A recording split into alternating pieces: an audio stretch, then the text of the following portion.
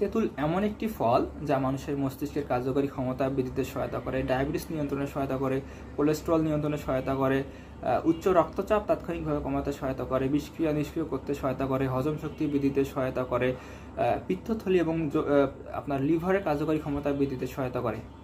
আসসালামু আলাইকুম, post modern পর্বে একই সবাইকে স্বাগতম। আজকের পর্বে আসামি হলো তেঁতুল। আর তেঁতুলের কিন্তু আরও একটি নাম রয়েছে, সেটা হলো তিনতিড়ি, যদিও বা নামটি প্রচলিত নয়।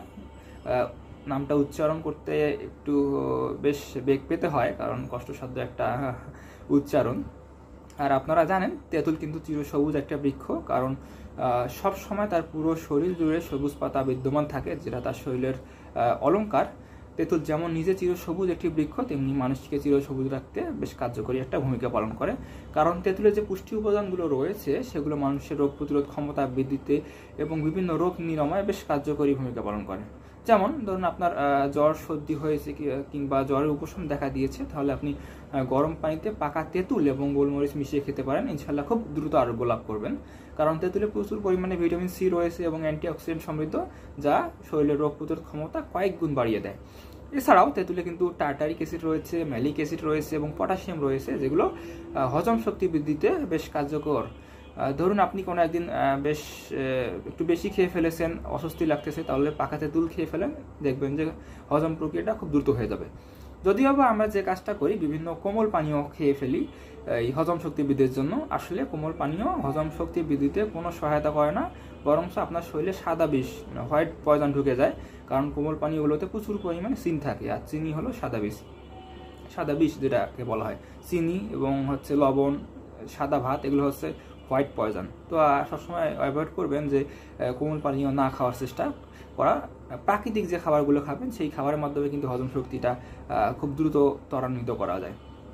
এছাড়াও তেঁতুল কিন্তু ডায়াবেটিস নিয়ন্ত্রণে পরোক্ষভাবে সহায়তা করে, কারণ তেঁতুল রক্তের মধ্যে যে শর্করা আছে সেই শর্করার পরিমাণটা নিয়ন্ত্রণ করে ডায়াবেটিস নিয়ন্ত্রণে সহায়তা করে। তারপর তেঁতুলে কিন্তু হাইড্রোসাইট্রিক অ্যাসিড থাকে, সেই অ্যাসিডগুলো কিন্তু আমাদের শরীরে চর্বি জমতে দেয় না। আপনি যদি নিয়মিত এই তেঁতুল খান, ইনশাল্লাহ আপনার শরীরে অতিরিক্ত চর্বি জমবে না। এছাড়াও তেঁতুল কিন্তু মস্তিষ্কের কার্যকরী ক্ষমতা বৃদ্ধিতে বেশ সহায়তা করে, কারণ তেঁতুলে রয়েছে অ্যাসকর্বিক অ্যাসিড খাবার থেকে আয়রন সংগ্রহ করে পুরো শরীরের কোষগুলোতে আয়রন পৌঁছে দেয়, ফলে মস্তিষ্কের কার্যকরী ক্ষমতা বৃদ্ধি পায়।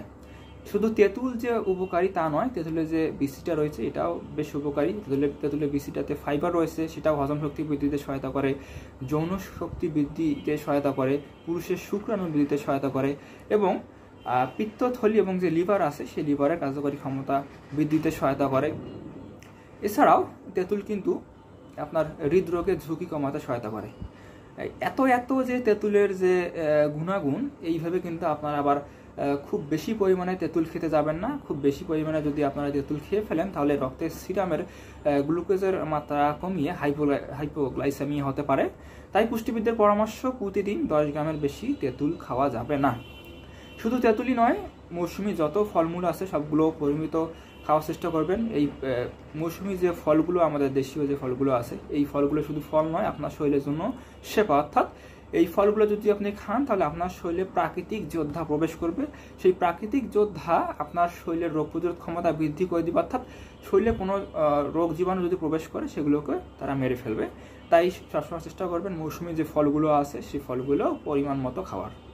সবাইকে অসংখ্য ধন্যবাদ এতক্ষণ ভিডিওটি দেখার জন্য। আসসালাম।